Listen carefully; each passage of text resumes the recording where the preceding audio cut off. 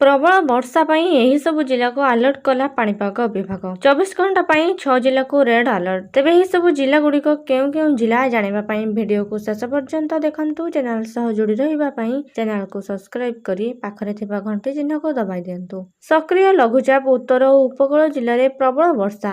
24 ଘଣ୍ଟା ପାଇଁ 6 ଜିଲ୍ଲାକୁ ରେଡ୍, 8 ଜିଲ୍ଲାକୁ ଅରେଞ୍ଜ ଆଲର୍ଟ ଜାରି। ପାଣିପାଗ ବିଭାଗ କହିଲେ ଅଗଷ୍ଟ 1 ଯାଏ ଭୀଷଣ ବର୍ଷା।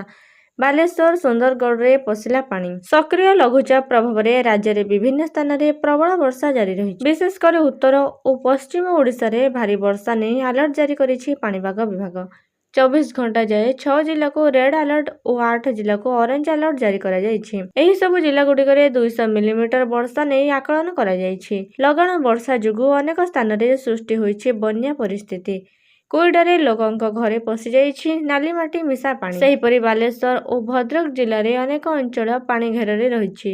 ଅଗଷ୍ଟ 1 ଯାଏ ଭାରୀ ବର୍ଷା ନେଇ ଆକଳନ କରିଛି ପାଣିପାଗ ବିଭାଗ। ଜଳବନ୍ଦୀ ଅବସ୍ଥାରେ ଅନେକ ପରିବାର। ପାହାଡ଼ରୁ ଏତେ ମାତ୍ରାରେ ପାଣି ଆସିଲା ଯେ କେହି କିଛି ଚିନ୍ତା କରିବାକୁ ବାଟ ପାଇଲେ ନାହିଁ। କରକେଟା ବସ୍ତି, ଧୋବଲବେଢ଼ା, ଧାନତଳି, ପନିପରିବା ଚାଷ ସବୁ ପାଣିରେ ବୁଡ଼ି ରହିଛି। ସୋର ବିଧାୟକ ମାଧବ ଧଡ଼ା ଓ ବିଡିଓ ପ୍ରଭାବିତ ଅଞ୍ଚଳ ବୋଲି ଦେଖିଥିଲେ। ବର୍ଷା ଜାରି ରହିଲେ ଜଳକା ସହିତ କାଂସାଂସ ନଦୀରେ ଜଳସ୍ତର ଆହୁରି ବୃଦ୍ଧି ପାଇବ। ଭଦ୍ରକ ଜିଲ୍ଲାରେ ମଧ୍ୟ ଶୁକ୍ରବାର ଠାରୁ ମୂଷଳଧାରାରେ ବର୍ଷା ଜାରି ରହିଛି। ଏପଟେ ବଙ୍ଗୋପସାଗରରେ ସକ୍ରିୟ ଲଘୁଚାପ କ୍ରମେ ଘନୀଭୂତ ହୋଇ ଉତ୍ତର ଓଡ଼ିଶା ଉପରେ ଦେଇ ଛତିଶଗଡ଼ ମୁହାଁ ହେବ। ପ୍ରଭାବରେ ଭଦ୍ରକ, ଯାଜପୁର, କେନ୍ଦ୍ରାପଡ଼ା, ଜଗତସିଂହପୁର, କଟକ, କେନ୍ଦୁଝରରେ ଭାରୀ ବର୍ଷା ହେବ।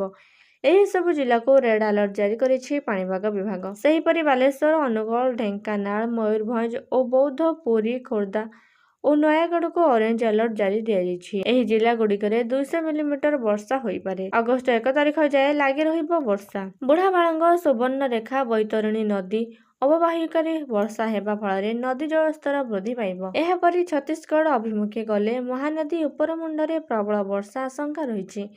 ତେଣୁ ମହାନଦୀରେ ଜଳସ୍ତର ମଧ୍ୟ ବୃଦ୍ଧି ପାଇବାର ସମ୍ଭାବନା ଯଥେଷ୍ଟ ରହିଛି।